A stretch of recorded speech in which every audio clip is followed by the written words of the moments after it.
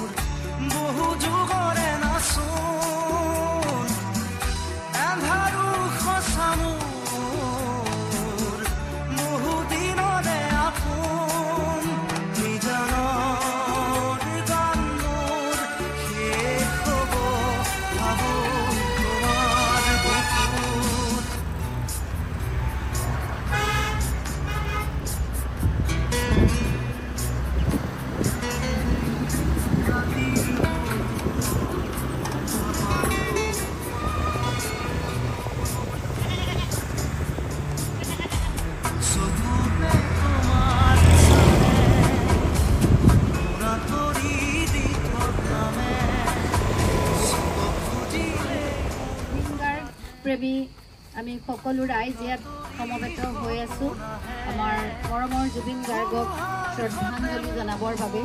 যিহেতু জুবিন গাৰ্গ একাধাৰে তেওঁ গীতিকাৰ, গীতৰ ৰচক, সুৰকাৰ, লগতে তেওঁ এগৰাকী অভিনেতা, তেওঁ চিনেমা পৰিচালক আৰু তেওঁ মানৱ দৰদী। মানুহৰ যেনেদৰে ভূপেন হাজৰিকাৰ মানুহে মানুহৰ বাবে গাই গৈছিলোঁ, ঠিক তেনেদৰে জুবিন গাৰ্গে কিন্তু কামতে কৰিছিলে মানুহে মানুহৰ বাবে। তেওঁ দৰিদ্ৰজনক আৰ্তজনক তেওঁ মুখৰ জিভাৰ পানী আছিলে জুবিন গাৰ্গ আৰু তেনে এগৰাকী ব্যক্তি আমি আজি এই তেওঁক শ্ৰদ্ধাঞ্জলি জনাবলৈ ওলাইছোঁ এটি বিশেষ দিনত। আমাৰ আজি বিশ্ব গড় দিৱস। জুবিন গাৰ্গো আচলতে প্ৰকৃতিৰ কাৰণে, বৃক্ষৰ কাৰণে বা বন্যপ্ৰাণীৰ কাৰণে আৰু গড়ৰ কাৰণে তেওঁ নিজেও বহুত তেওঁৰ গীতৰ কথাৰে অসমৰ জনগণক, পৃথিৱীৰ জনগণক তেওঁ জনাইছিলে। তেওঁ সকলোকে সজাগ কৰিছিলে তেওঁৰ গীতৰ কথাৰেই। গতিকে আহ্বান জনাইছিলে যে আমাৰ আপুৰুগীয়া এশিঙীয়া গড় কাজিৰঙাৰ আমি সকলোৱে সুৰক্ষা কৰিব লাগে আৰু সেই মৰ্মেই 2007 চনতে তেওঁ কাজিৰঙালৈ আহি তেওঁ এটা দীঘল ৰেলী কৰিছিলে। ইতিমধ্যে উত্তম শইকীয়াদেৱে এই কথা তোমালোকৰ আমাৰ ছাত্ৰ ছাত্ৰীসকলৰ আগত প্ৰকাশ কৰিছে আৰু তাৰ পিছৰ পৰা তেওঁ সঘনাই কাজিৰঙাৰ কাৰণে তেওঁ প্ৰচাৰ চলাই আছিলে আৰু অসমৰ অন্যান্য অভয়াৰণ্য ৰাষ্ট্ৰীয় উদ্যানৰ কাৰণেও তেওঁ প্ৰচাৰ চলাইছিলে গীত মাতৰ মাজেৰে।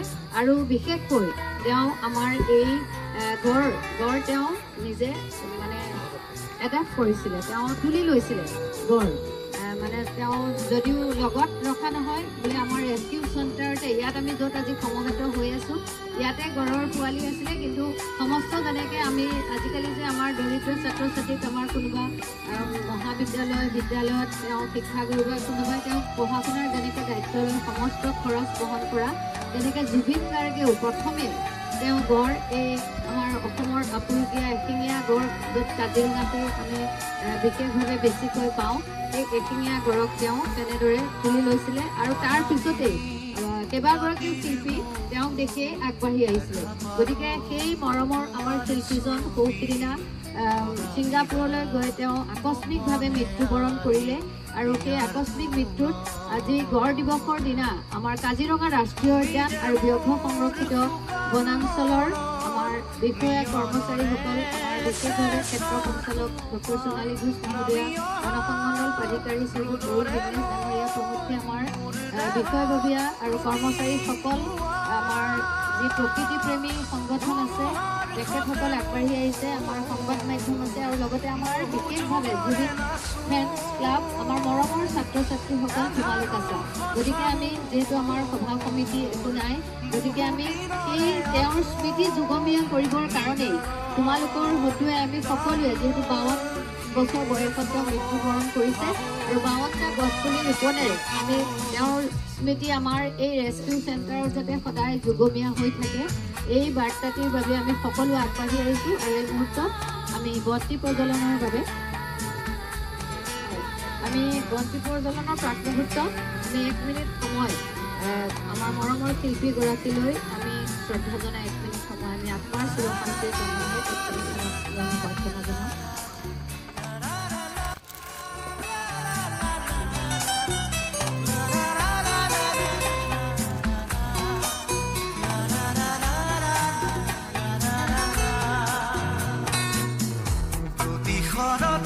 প্রভাতী ফুলে তোমাকে মোর কথা, প্রতি মেঘালী নিশা জনে তোমাকে মোর ব্যথা, ধুমুহার সতে মোর বহু যুগরে নাচোন, এন্ধাৰো সঁচা মোৰ বহু দিনৰে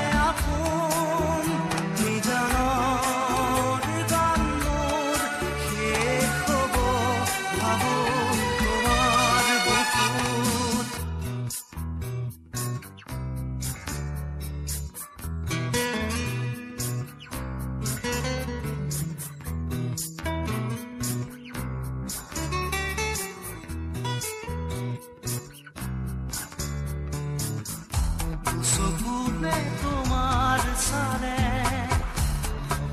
তৰি দিঠক নামে শুভ খুজিলে মোৰ দুহাতে থকা তৰি সপোন আহে, ধুমুহাৰ সতে মোৰ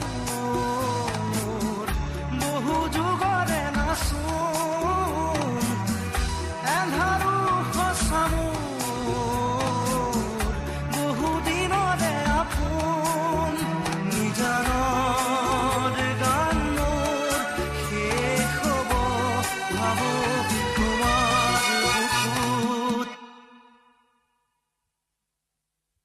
মায়াবিনী রাতির বুকুত দেখা পালো তোমার ছবি, ধরা দিলা গোপনে আহি হিয়ার কোন, তুমি যে মোর শুকান মনত নিয়ৰৰে চেঁচা টোপাল নামি অহা ৰ'দৰে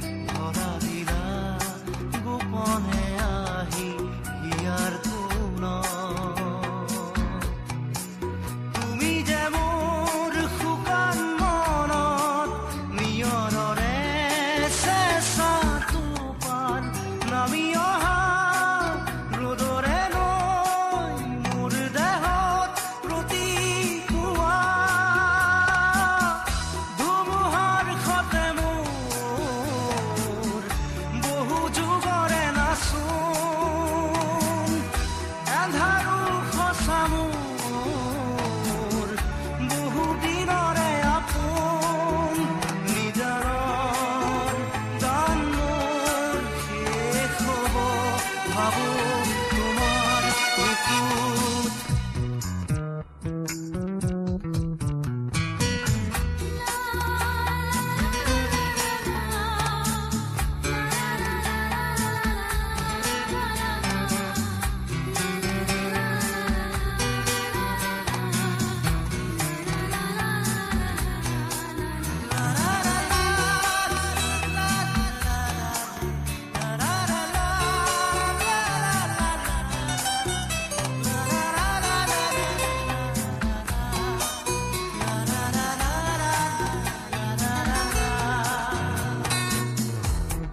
শৰতৰ প্ৰভাতী ফুলে